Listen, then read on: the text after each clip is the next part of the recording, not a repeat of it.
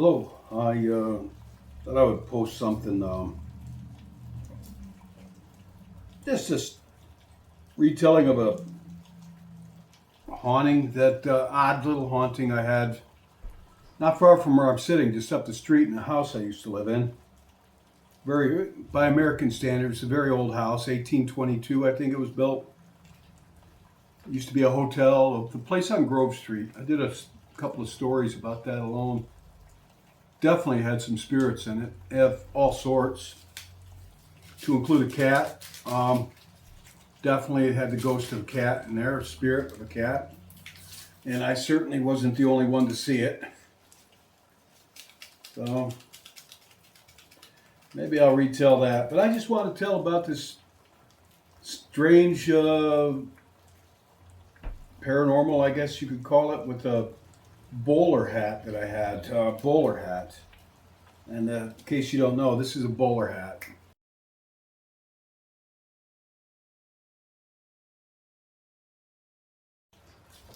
Yeah, I had that hat as a part of a member of a wedding party. I'll just put it that way. It was part of the groom's party. That was part of our attire for the wedding. It was a bowler hat and a white shirt and bow tie and vest, black pants. So I kept that hat, and this is gonna sound kind of weird, but the hat would, I wherever it was setting, and I really just forgot about it for the most part. But usually sitting, could be on a dresser or could be in a closet or on a counter, but it was always punched in, like the top of it totally collapsed, like somebody took their hand and just punched it in. And it was a pretty rigid hat. I mean, it wasn't, soft like this. It was very rigid, felt. I mean, it would take it would take effort to punch the top down on this hat. And the top was always punched in, and I'd punch it back out, shape it, and say, "Wonder who's doing that?" I didn't live alone then, but they weren't doing it. My wife and her son, they were living with me, but they certainly weren't the ones doing it. And wherever I put that hat, like I'd move it, I'd put it somewhere else, and then when I saw it, the top would be punched in. So I decided to test things. So I took the hat. I didn't tell this to anybody. It's just kind of my own. It's a huge house, just kind of my own doings. I took the hat, put it in a closet that nobody used. This closet. There's all kinds of rooms in this house that were unused completely because it used to be a hotel back in the 1800s. And so there were a lot of empty rooms with closets in them. So I opened the door to this closet, put the hat up on a shelf way in the back, and closed the door. Didn't tell anybody about it. Next day I came and checked it, and the hat was punched in again. I couldn't believe it. So I took the hat and put it in another room, in another closet, shut the door. Came back in a day or two, and the hat was punched in. And I can't explain that at all. I know the house was haunted, definitely, and I even had a picture of what I'm pretty sure was a spirit. But I've taken pictures and caught ghosts on them in the past, and they're always lost because they're always only on the computer, and then the computer would crash. In the old days, computers would do that. And one time I was standing by the cellar door, which was in the kitchen, and I just got the heebie-jeebies. And I just opened the door and took a picture real quick, and then closed the door with my cell phone. And when I looked at it, there was a big green, like a green orb with like about that big on the stairs, halfway down to the basement. And like a big green orb with like green spikes or something coming out of it. And it had something in the center of it, almost looked like a face in the center of it. And I wish I had that. All you got is me telling you of it. So I wasn't surprised to see that. I want to say there's an update on this house. It was actually like 2 years ago. I was speaking to the people that lived there. I haven't lived in that house since, been 13 years since I've lived there. Or longer. Let's see, how long has it been? Oh, it's been longer than that. God, time flies. It's been more like 17 years since I lived there. But I knew the people that lived there after me, and I used to talk to them and visit them once in a while, and they moved out a couple of years ago. And I was telling them about the place. My brother Zach, who been deceased now for 3 weeks, about, passed on, younger brother. He actually owned that house back in the early 90s and mid 90s. And he wasn't big into ghost stories, like me. He experienced a few hauntings in his life, but not many. He had a few. But they had their son Jonathan was 3 years old then. And Jonathan had his room in there on the second floor to himself. His parents were just down the hallway, had their room, and what the master bedroom, you could call it. All kinds of rooms in that house. And Zach told me that every night they'd wake up, him and his wife, and they'd hear their son out of bed talking to somebody. And when they came and checked on him, he had the lights on and he was sitting on the floor with his toys out. And they'd ask him what he's doing. He said he was playing with the ghost man. And that the ghost man was really nice and he liked kids. And he was real nice.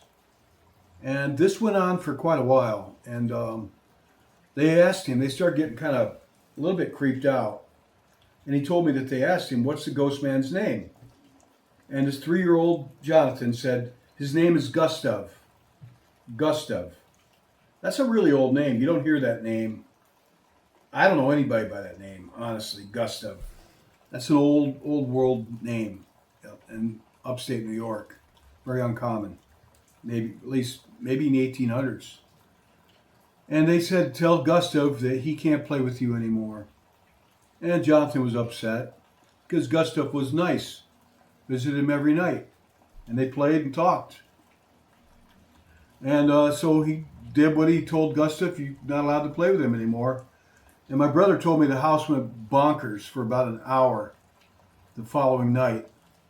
With doors slamming, cabinet doors opening and slamming, lights turning on and off, all kinds of stuff for about an hour in that place. And then everything went silent. And that was it. And Gustav didn't play with Jonathan anymore after that. Well, that was in the mid-90s, earlier mid-90s, about 1994. So about a couple of years ago, I was talking to the people that were living in that house for about a good 10 years. And I told them about that room that Jonathan was in, and they said, oh yeah. They said, there's a lot of things going on in there. And I said, Jonathan said, I told him the story I just told you. And he said the guy's name was Gustav. That dude, eyes opened up like that, and he said, Gustav is on the original deed to the house. A man named Gustav was the first owner of the house, way back in the 1800s. I didn't know that. I don't think anybody knew that. But they did. They lived there for quite a while. And apparently, knowing them, they probably dug through the records. They were interested in the house, the history of it. And he said, yeah, and this guy wouldn't make this up. He looked pretty shocked himself. Gustav. So that kind of validates that, doesn't it? Gustav, the friendly ghost. When I was there, I knew that there to be many spirits there. There was a third floor that hadn't been used probably since 1900, over 100 years. It was just all empty hotel rooms, small rooms, and a central bathroom. And it's just dilapidated, really dilapidated. No plumbing or wiring. I don't think there ever was up there. I guess if there was a bathroom, there was. Um, nobody lived up there for, I don't know, I'm guessing 1900 maybe. But I remember one time I was laying downstairs on the second floor. Oh, that place was definitely haunted. And the ceilings were real low. You could easily touch the ceiling with your hand on the second floor. And I heard all kinds of people right above my head one night shuffling around like they had like hard-soled shoes on, just shuffling around. You could hear their footsteps right over your head. And like I said, I was married then, and don't like to go into my personal life. Well, I got divorced in 2008, and I've been single since for a while. That's all I'll say. I didn't want to get divorced. It wasn't my doing. I don't believe in divorce, but sometimes you don't have a choice. Things happen. But I was laying there with my wife, and I said, I didn't know she was awake. I said, hon. She goes, what? I said, you hear that? She goes, yeah. I said, who the hell is it? Because it sounded like there was a room full of people walking all around right over our heads. And she said her usual thing when it comes to ghosts. She says, I don't want to know. I said, no, neither do I guess. Just kind of ignored it, went back to sleep. I could tell the whole stories about that place, the hauntings in there, to include the ghost cat. But I didn't really plan to go that far into it. I just wanted to tell how Gustav was validated. My nephew, who was maybe 3 years old, and said the man's name was Gustav, that was visiting him every night, a nice man. And it turns out Gustav was the first owner of that house, which was built in 1822, I believe. It's on the deed. So that validates that. To me, I can't validate anything to you. Really. I mean, I could go interview people that know me and they'll tell you, yeah, Tim's telling the truth. That really happened. But I don't really want to bother people like that. Not much going on right now in my world. Working a lot.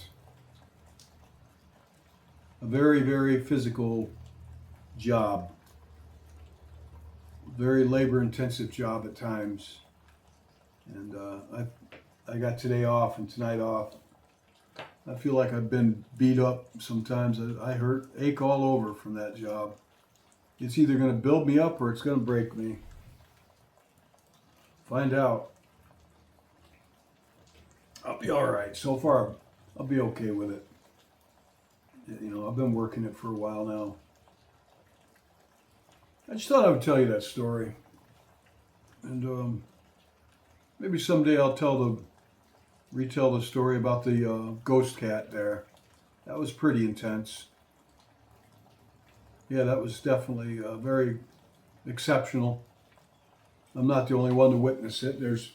It's got a bit of a story to it, and I know, actually, I'm pretty sure I know why the cat haunted the place. A very tragic, dark story. But that's that. I just wanted to touch bases with everybody and say hello. Maybe I'll do a beer review. I don't know. I don't have to work tonight. Working on some music. Bought a new instrument. Paid top dollar for top line, low D tin whistle. I'm really looking forward to getting that. It's in England. It's made in England, Sheffield. I think it's going to be very nice. I think should have a lot of fun making music with that. I mean, I've been playing these. It's like a $15 tin whistle here. It's a very simple instrument to play.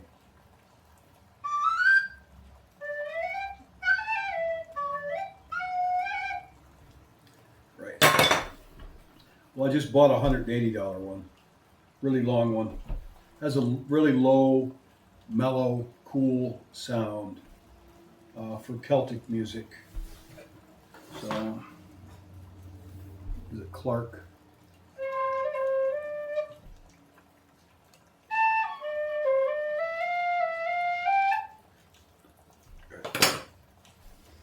Okay, take care. I don't know what I'm doing with this channel. I'll post what I post when I post it. I don't really, just kind of getting by right now. Working a lot, and with the way this job, we had a young guy quit yesterday because it was too hard for him physically. And here I am at my age doing this stuff. And so usually when I have a day off, I'm kind of recuperating. And I work evenings. So by the time I get home from there, I don't feel like making a video usually. Oh well. I hope you're all doing well, and God bless you each. Thanks for tuning in.